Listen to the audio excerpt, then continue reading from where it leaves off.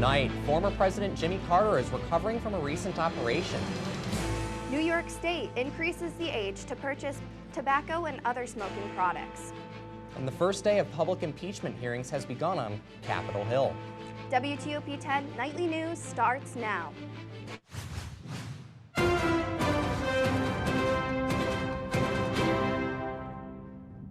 Good evening and welcome to WTOP 10 Nightly News. I'm Matt Green. And I'm Brianna Lynn.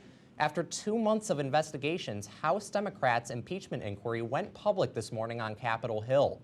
Two career diplomats, William Taylor and George Kent, gave testimonies into President Trump's engagement with the Ukraine. Taylor says he recalls overhearing President Trump ask his ambassador to the EU, Gordon Sondland, about the, quote, investigation during a summer phone call. Sondland told the staffer that Trump, quote, cares more about the investigations of Biden, end quote, over any U.S. policy towards Ukraine. This is the first time in 2 decades that an impeachment inquiry into the president is documented by public hearings. Democrats hope to prove to President Trump that has been abusing his executive power, but Republicans say that since Ukraine never launched those investigations, the president and his administration has done no wrong. House Speaker Nancy Pelosi was at Capitol Hill and says President Trump must be held accountable. We are defenders of our democracy. And so I'm very prayerful, thoughtful, and actually sad today that our country has to come to a place where the president doesn't understand that Article 2 does not say that he can do whatever he wants, that he is not above the law, and that he will be held accountable.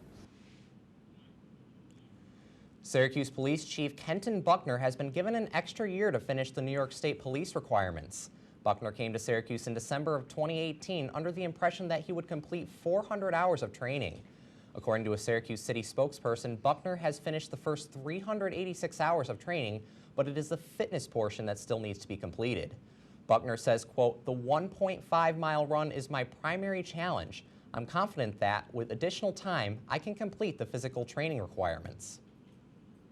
Flood aid is now available for residents whose secondary property was affected by this year's flooding along the shore of Lake Ontario. Throughout 2019, programs like the Lake Ontario St. Lawrence River Flood Relief and Recovery Program and the New York Homes and Community Renewal Department are further funding individual grants to qualifying residents in certain central New York cities. According to state officials, the total relief aid for secondary homeowners amounts to $8 million. It is the second day in a row that upstate New Yorkers woke up extra chilly this morning. Syracuse averaged 13 degrees this morning, beating the November 13th, 1996 record of 14 degrees. Other cities like Binghamton, Buffalo, and Rochester also set new records yesterday and today. The lowest temperature recorded in New York State so far is negative 11 degrees and was reported in Philadelphia in Jefferson County and Cronin in Lewis County. Now let's take a quick look at the weather with Storm Team 10 meteorologist Jessica Metzner. Jessica? Thanks, Matt. Indeed, it is very chilly up here in upstate New York. We have 21 degrees here in Oswego, New York, and as we go out towards the rest of New York State, it's just getting even more colder. It's going to about the mid-teens in Binghamton, Albany's 21 degrees, and it gets even colder than that because we have very chilly wind chill. 11 degrees here in Oswego. I was outside a few moments ago. I was shivering within the first 5 minutes, but I'll talk more about where this cold weather is headed towards later on in my full forecast. Just a little peek of tonight. Cloudy and chilly of 20 degrees and wind from the south-southeast at 10 to 15 miles per hour. Back to you, Matt. Thanks, Jessica. Utility officials are reminding New York customers that applications for heating assistance are open for this winter. The Home Energy Assistance Program, HEAP, assists low-income people by covering the cost of heating for their homes. New York's HEAP program eligibility is based on factors like income and household size. For more information, visit New York State's HEAP website. You've probably seen the signs popping up in pharmacies and offices across the country. Flu season is just starting, and the CDC recommends everyone 6 months old or older get their flu shot. But a New York teen says she ignored the guidance and it nearly cost her her life. Max Gomez reports. So good. This was a happy reunion today. Rebecca Barrick and her mom, Kathy, meeting the doctors, nurses, and techs who helped save Rebecca's life. It was just a few months ago that Rebecca looked very different, and doctors were telling Mom that her daughter may die. They were preparing us for the worst. And at one point I was even told that I might want to consider arrangements. Rebecca doesn't remember much other than feeling achy in school one day last December. By the end of the day, I remember I was laying in my bed and I was like, it hurt to move. Within hours, Rebecca's fever went to 106, and then she got worse. She started coughing up thick blood. Doctors at a local hospital in Poughkeepsie, where they're from, decided to transport Rebecca to Maria Ferrari Children's Hospital at the Westchester Medical Center. On the ambulance ride down from Poughkeepsie, again, Rebecca got worse. She wasn't stable and she had to be resuscitated a couple of times. The chief of infectious diseases at Maria Ferrari said Rebecca was near death when she arrived. She was on a ventilator to help her breathe. She required medications to keep her heart and blood pressure functioning. She was in what we would call severe septic shock. It was touch and go for 6 weeks. Then Rebecca needed weeks of rehab at Blythedale Children's Hospital to regain strength and stamina to walk again. Today, she's just about back to normal, except for the tracheostomy scar in her throat. Rebecca and her mom have become advocates for flu shots, and Rebecca told me she's actually glad this happened to her. It's all just like a big lesson, kind of like appreciate what you have. Like, I'm alive. The CDC reports that so far this year, 155.1 million doses of the vaccine have been distributed. New York State has raised the age of purchasing e-cigarette and tobacco products from 18 to 21 years old. According to New York State, close to 40% of high school seniors are frequent e-cigarette users. The main reason for the percentage is driven by flavored e-liquids. 88% of adult smokers starting using tobacco as minors. Governor Andrew Cuomo says the goal is to limit and prevent cigarette and other vaping products from reaching young people. A former Navy SEAL's dream of becoming a New York City firefighter may come true after a rule change. 38-year-old Sean Donovan applied for the FDNY. However, he was rejected for being too old. But that all changed after Governor Andrew Cuomo signed a bill allowing veterans to trim up to 7 years of military service from their age. Donovan now can reapply, go through background checks, and take part in a variety of tests. Coming up after the break, a San Diego student has died. Find out how a simple accident turned fatal. And how former President Jimmy Carter is recovering after his most recent surgery.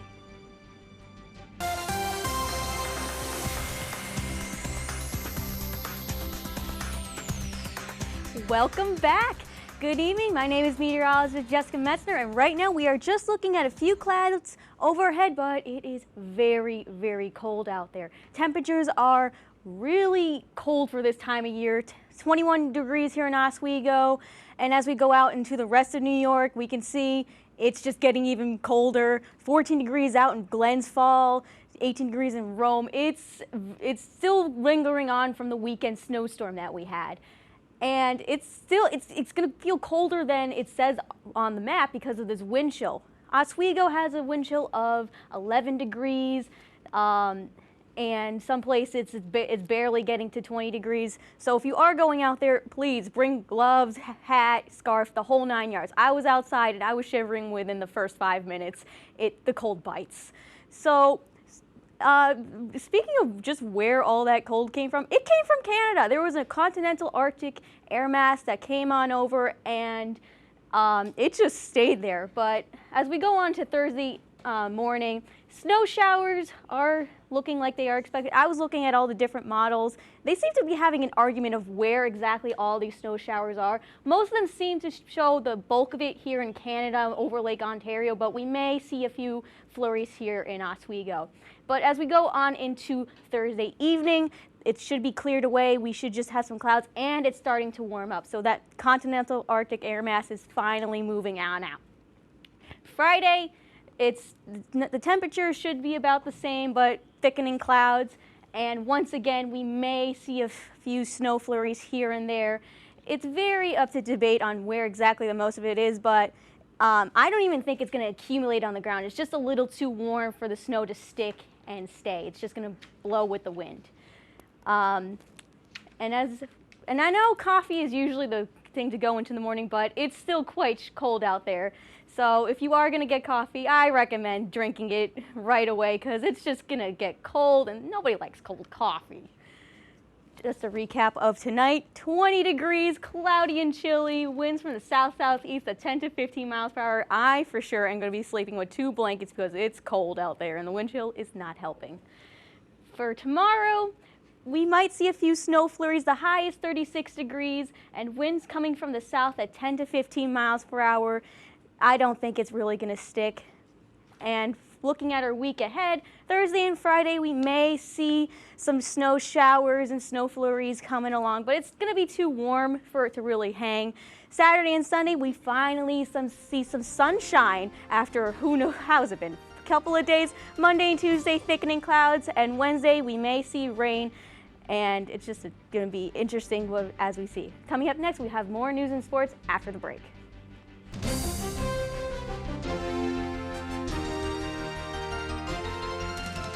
Welcome back to WTOP 10 Nightly News. Jimmy Carter is up and recovering after his recent surgery.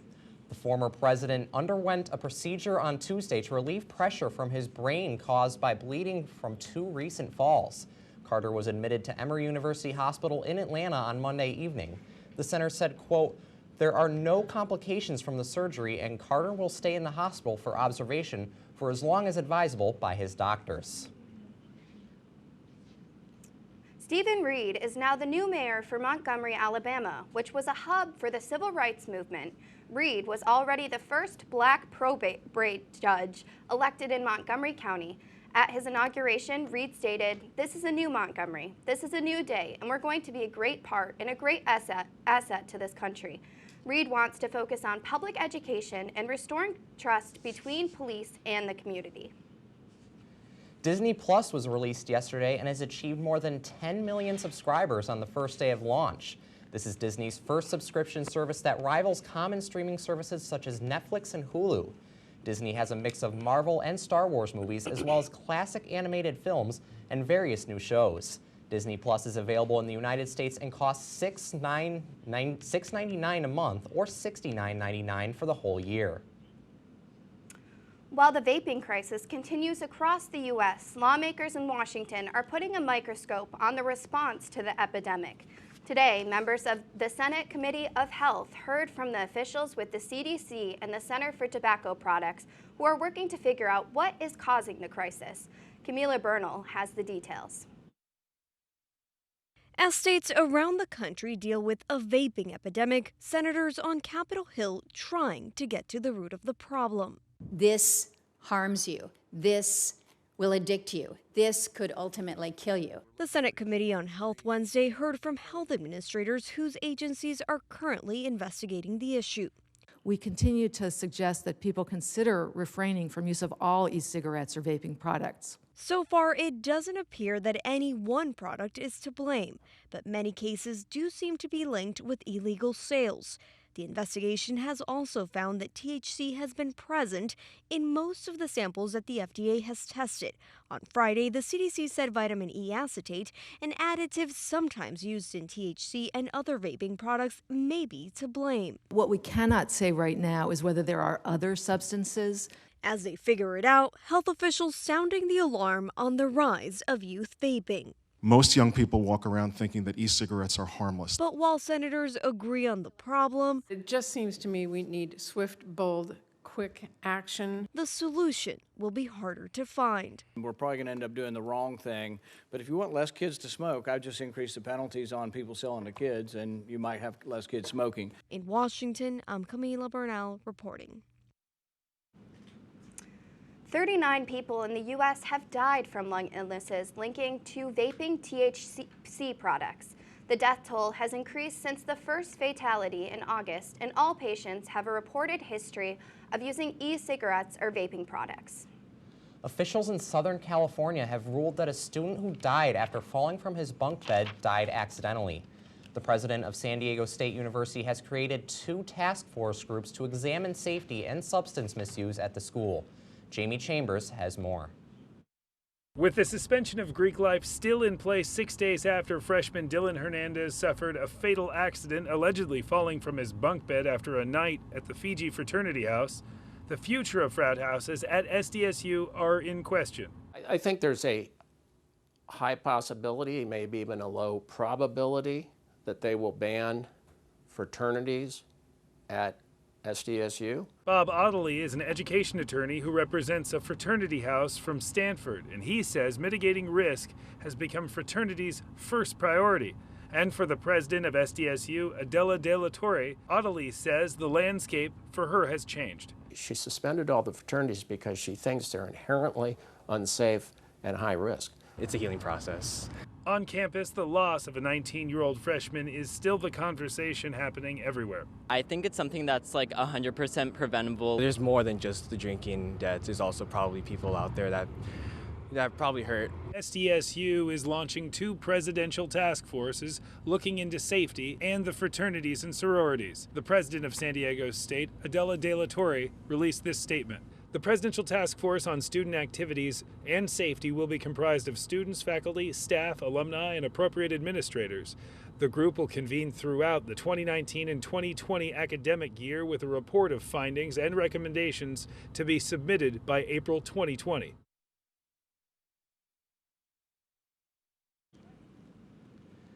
University President Adela De La Torre said the task forces that the university will assemble will help identify and adopt the best practices for the benefit of the rest of them. The task force will look at the behavior and policies and procedures at the university. Yesterday, hundreds of Black Clod protesters attempted to block riot police from entering the isolated Chinese University of Hong Kong near Taupo. The protesters, many of who were students, stood off under a barrage of constant tear gas, hurling bricks and petrol bombs at police until the early hours of the morning. After the standoff, Hong Kong Chief Executive Carrie Lam said the police exceeds protesters' demands for democracy, calling them, quote, enemies of the people. Clashes erupted at the Venezuelan embassy in Brazil Wednesday morning due to a standoff between Venezuelan diplomats backing the president of the National Assembly, Juan Guaido, and supporters of President Nicolas Maduro. Maduro's Minister of Foreign Affairs tweeted that the embassy was invaded by force, while Guaido, who has appointed an ambassador to Brazil, said the embassy staff defected and recognized Guaido as president and handed over the embassy. This comes as the BRICS Economic Conference arrives in Brazil. Brazil is the only member of the BRICS to recognize Guaido as the president of Venezuela. Coming up in sports, Zachary Mash. Hey, Zach, can you give us a quick preview? Tonight in sports, Oswego State women's basketball opened their season. Colin Kaepernick will work out for NFL teams for the first time in 3 years, and a major cheating scandal in Major League Baseball coming up after the break.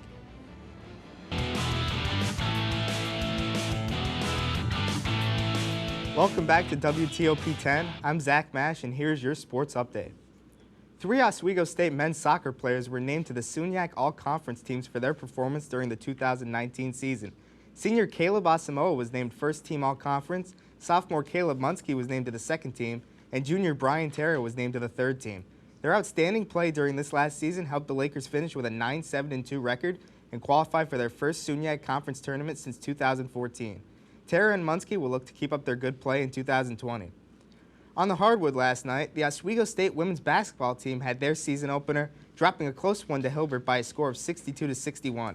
Ramatule C, coming off her all-SUNYAC third-team performance from last year, led the Lakers in scoring with 20 points in 32 minutes.